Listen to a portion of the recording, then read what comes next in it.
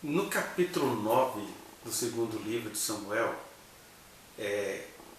playlist cujo eu peço a você para acessá-lo aqui neste canal, já deve ter aí mais de 80 vídeos acerca do primeiro e segundo livro de Samuel.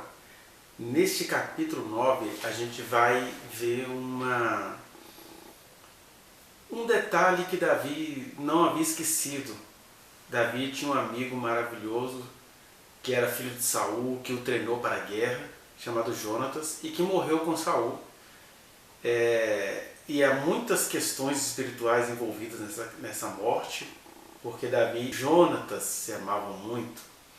E possivelmente há indícios de que o amor de Jonatas por Davi tinha outras características. Seja como for, eles juraram diante do Senhor aliança eterna naquilo que lhes fosse possível. Na verdade, Jonatas fantasiava que Davi seria rei e Jonatas o segundo com ele, mas isso não poderia acontecer nem no sentido político, nem no sentido pessoal. Vou deixar para você aí uns 2 vídeos onde eu falo sobre esse relacionamento de Davi e Jonatas e todas as suas consequências, por assim dizer, teológicas. O que a gente sabe é que aqui no capítulo 9, depois de não ter sobrado mais ninguém da casa de Saul, a gente vai ter aqui no livro de 2 Samuel, no capítulo 21, um apêndice onde vai contar o que aconteceu com quem havia sobrevivido ainda de Saul, que é um episódio que acontece antes deste que eu estou lendo aqui com você. Mas de qualquer forma, não sobrou ninguém da casa de Saul. Davi localiza um servo da família de Saul chamado Ziba, e ele vai dizer: tem alguém da casa de Saul com quem ainda possa fazer bondade? Porque Davi tinha aí 2 objetivos. Davi, nesse momento, era um rei, um homem político. Ele tinha 2 objetivos. O primeiro era firmar a aliança dele com Jonatas, cumprir a aliança dele com Jonatas. E o segundo era trazer paz, pacificação, ser diplomata em relação à família de Saul e, nesse sentido, conquistar a tribo de Benjamim, a qual Saul pertencia, e que tinha uma certa rixa com Judá, que era a tribo de Davi. Nada errado. Então o Ziba vai dizer: olha, tem um menino aí aleijado das 2 pernas, o nome dele é Mefibosete. Saul também tinha um filho chamado Mefibosete, que fora morto. Mas o filho de Jonatas também se chamava Mefibosete, era aleijado das 2 pernas, porque a narrativa vai dizer, o relato vai dizer que quando a mulher de Jonatas estava fugindo, o menino caiu e aí ele ficou com essa deficiência física. Então Davi convida o Mefibosete para ir morar em Jerusalém. Davi vai dizer para Ziba que todas as propriedades que pertenciam à família real de Saul iria passar agora para Mefibosete, e o Ziba iria administrar essas questões.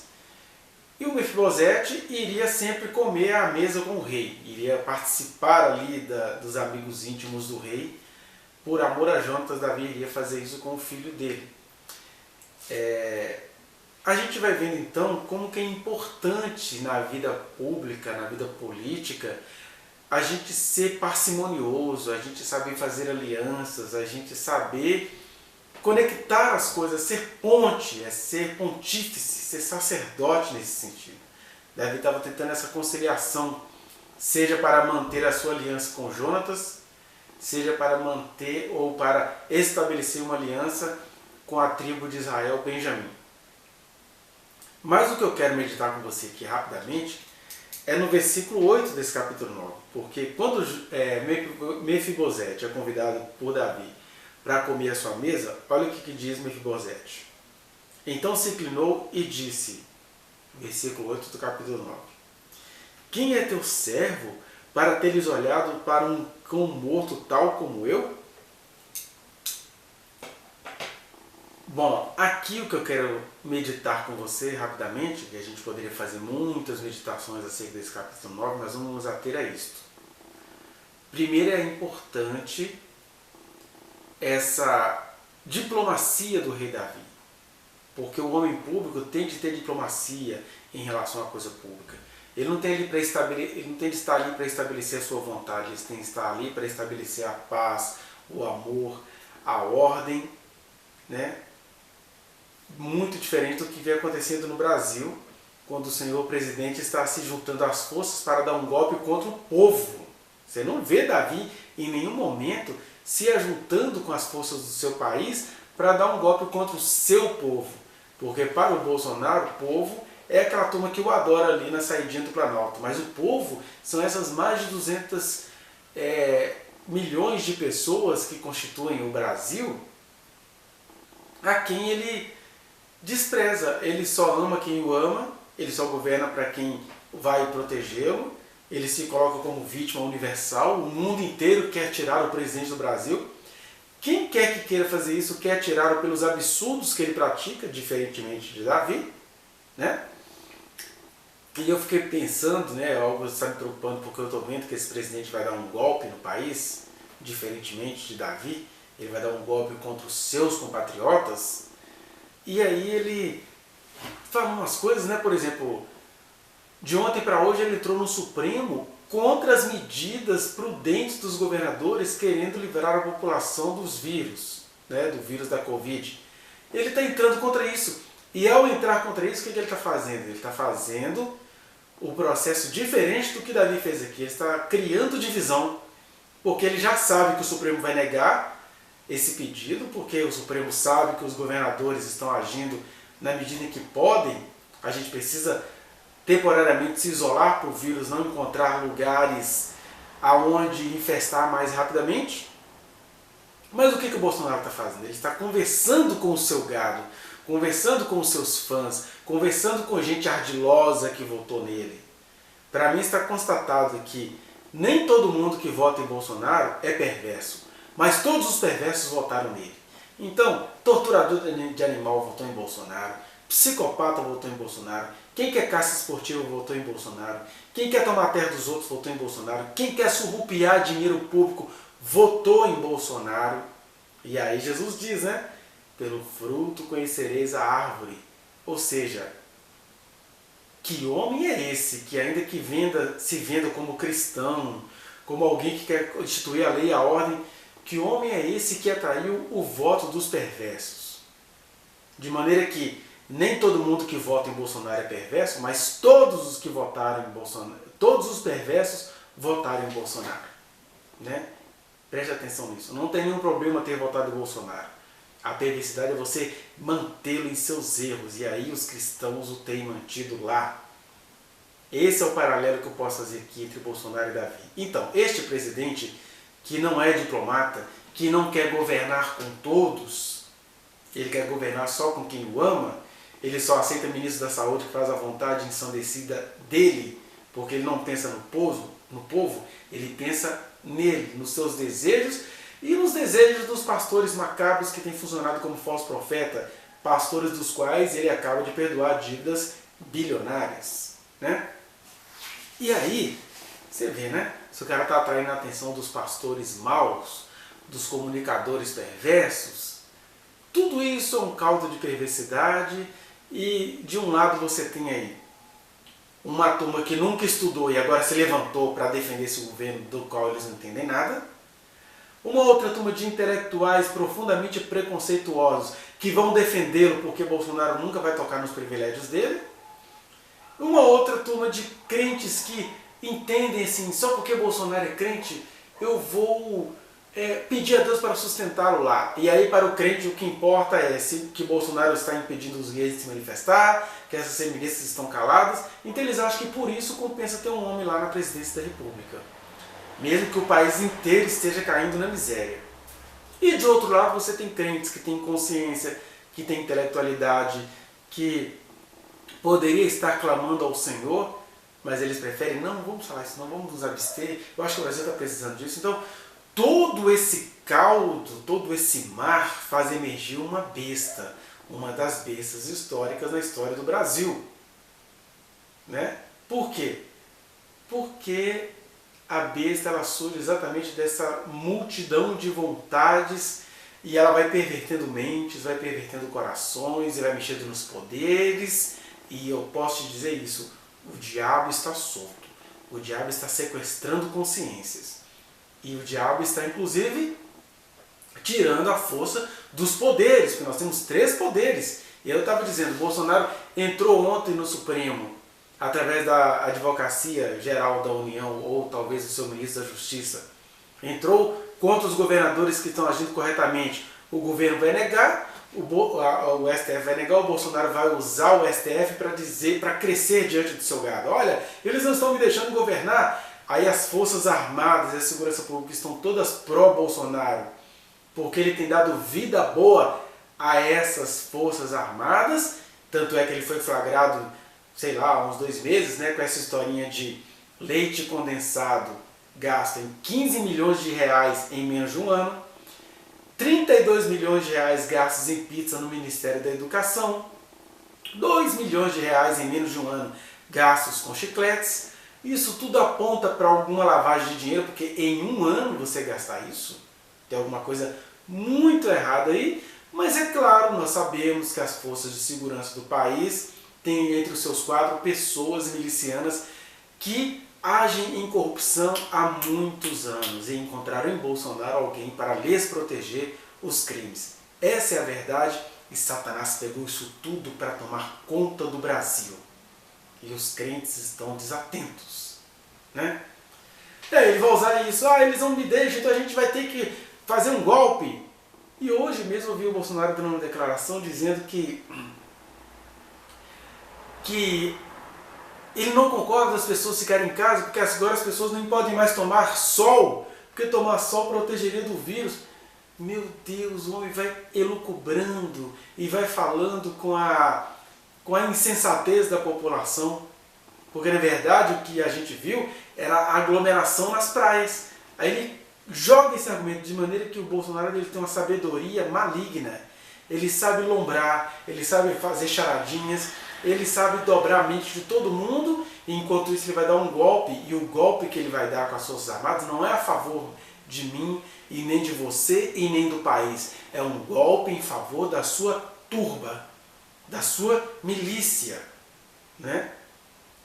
Ou seja, Satanás está tomando conta da nação. E isso tudo é muito diferente do governo do rei Davi, tipo de Cristo. Quem tem olhos para ver, veja. Quem tem ouvidos para ouvir, ouça. E quem tem discernimento, calcule o número de uma das bestas, que é 666. É desejo humano, desejo humano, desejo humano. Desejo humano cumprido em Satanás, que tem enganado mentes e tem sido amado nisso. Desejo humano cumprido neste anticristo do momento, que é um homem que parece ser de Deus, mas é a própria expressão do diabo que o possui. Ele tem o poder de enfeitiçar mentes, falando absurdidades, desejando a morte, com um passado mortífero. Veja aí o que ele sempre desejou para a população em alguns minutinhos. Meus companheiros, o Lula anunciou ontem 1 milhão de casas populares. Eu gostaria que, junto com essa proposta, fosse anunciado também 1 milhão de laqueaduras e vasectomias. Todos aqui reclamam, uma meia dúzia de mim aqui, falou de aquecimento global, agressão ao meio ambiente, desmatamento, fome, violência. A origem disso, meus companheiros, é a explosão demográfica. Vocês, aí, futuros prefeitos, não tem como atender a demanda desse povo todo. Outro dia tinha um colega discursando aqui que crianças menores de 3 anos de idade, né, são 3 milhões sem creche. Ora, sem creche e cobrando. Né, cobrando meios para colocar essa molecada em creche. Hoje em dia, deputado Manato, uma criança, na verdade, ela não vai na escola para aprender, vai para comer. Quem não pode ter filho, que não tenha. Que a garotada que vai à escola pública, a sua maioria, vai muito mais atrás da merenda escolar do que do conhecimento. Não aconselho ninguém a ir à praia, lá no meu querido Rio de Janeiro, no sábado ou domingo de muito sol, porque não tem lugar mais para se deitar. Ou se fica em pé, ou se fica dentro d'água, ou se fica no calçadão. É gente demais. Nós temos que colocar um ponto final nisso, se quisermos produzir felicidade em nosso país. E não fique apenas, cada vez mais, botando gente no mundo, que infelizmente, em sua grande maioria, não servirá para o futuro do nosso país. Muito obrigado, presidente. Vocês viram aí. Está fácil de entender agora porque o Jair Bolsonaro minimiza os impactos dessa pandemia chamada coronavírus. é a política eugenista dele. Dizimar, entendeu? Essa doença é uma bênção para ele. Essa doença é um projeto de governo dele. Dizimar pobre, morrer. Entendeu? Essa doença é uma política de governo dele. Tá entendendo agora por que o governo dele está se omitindo diante dessa tragédia? Bom dia para vocês que vão sobreviver. Espero que eu também sobreviva. Tchau. Toda família merece proteção. Mas como toda família é muita gente, o governo Bolsonaro criou o Bolso Família, o maior programa de transferência de dinheiro público para o bolso de apenas uma única família, a família Bolsonaro. Já são cerca de 6 pessoas beneficiadas com toda a proteção da máquina do Estado. Enquanto as famílias do Brasil ficam sem auxílio, sem emprego e sem vacina, os beneficiários do Bolso Família já contam com rachadinha do salário de funcionários fantasmas, 89 mil parcelados na conta da esposa, milhões em dinheiro vivo não declarado, dezenas de imóveis suspeitos e mansão própria de 6 milhões de reais. Para ter acesso ao programa é simples. Basta ter o sobrenome do presidente ou ter o rabo preso com o Queiroz. Bolso Família, o programa que coloca a família, uma só família, acima de tudo. Governo Bolsonaro, cuidando da própria família, mas com o bolso da sua. E aí esse homem, todo macabro, ele é um dos anticristos. E o terceiro desejo humano são os muitos falsos profetas que se levantaram, supostamente em nome de Deus, para proteger todos esses absurdos. Daí o 666. E quantas campanhas têm sido feitas constantemente na internet, com esse tanto de profecia, todos os dias, um Deus estranho falando em favor de um homem endemoniado. E quando eu falo endemoniado, não é algo que a gente possa expulsar, é que a personalidade do Bolsonaro é toda misturada com as entidades do mal, de modo que Bolsonaro é daqueles entes revelados em Daniel, ali a partir do capítulo 11, e é daqueles entes revelados no Apocalipse. Ele é um presidente, mas ele cumpre um desejo maligno histórico, alimentado e mantido por desejos humanos de pessoas que pensam estarem amando a Deus. Trágico assim, sério assim e discernível assim. Mas para finalizar a nossa reflexão de hoje, Mefibosete então fala com Davi: olha, você vai fazer o que a este cão morto como eu? De maneira que, para entender essas dinâmicas políticas do Brasil e para se entender, a consciência vale muito. Porque Mefibosete era descendente de Jonatas. Mas olha como que ele se via. Ele se via como um cão morto. Ele se via como um indigno. Seja porque ele foi vendo que só sobrou ele da família de Saul, viu tantas maldições acontecendo lá, seja pelo próprio fato da deficiência física que ele adquiriu por meio de uma calamidade externa a ele. Alguém estava fugindo, caiu em cima dele e ele ficou aleijado, digamos assim. E o próprio fato de ele ver isso, essa deficiência, como algo limitante. E aqui o que eu quero te convidar é isso. Não se limite. Deus vai colocar pessoas como o rei Davi na sua vida para te convidar para fazer parte dos palácios reais, dos pensamentos reais, né? Seja isso feito por um indivíduo como Davi, seja isso feito por políticas públicas. O Bolsonaro, a personificação do dragão, o anticristo do momento, ele está se levantando contra todas essas políticas que favoreceram os mefibosetes da nossa nação. Na nossa nação, nós temos coxos, sejam físicos, sejam psicológicos. Então nós tivemos aí toda uma luta antimanicomial, tivemos toda uma inclusão de pessoas com dificuldades de mobilidade, né? De pessoas com limitações visuais, limitações auditivas, limitações de mobilidade, pessoas com transtorno, sofrimento psíquico, que vê a vida com toda uma outra lógica, que ficou comprovado que essas pessoas não são doidos de pedras, elas não estão aí sendo ameaça. E aí todas essas políticas têm sido enterradas. Então, se Davi, pela aliança que ele tinha por Jonatas, fez aliança com seu filho Mefibosete, o deficiente, incluindo nos palácios reais, nós temos hoje um governo que faz exatamente um movimento ao contrário. Tem zombado dos deficientes. Você acabou de ver no vídeo aí que ele zomba da pobreza, tem que parar de fazer pobre e reproduzir. Logo ele, um homem que teve 5 filhos do alto do seu dinheiro público, que ele usou muito em seu favor no passado, daí hoje ele não tem corrupção porque ele é resultado de uma corrupção feita durante 20 anos, eu estou falando do presidente do Brasil, né? Que não quer ser chamado de genocida, mas pelo vídeo que você acabou de ver, ele é genocida sim, sempre quis atentar contra pobres, e agora o vírus está lhe prestando um grande serviço. Genocida. E aí, ele está fazendo o processo contrário. Ao invés de incluir os mefibosetes da nação, de acolhê-los, de fazer políticas para favorecê-los, ele zomba deles agora mais do que nunca e quer que você vá à praia para você morrer logo de Covid. Não é?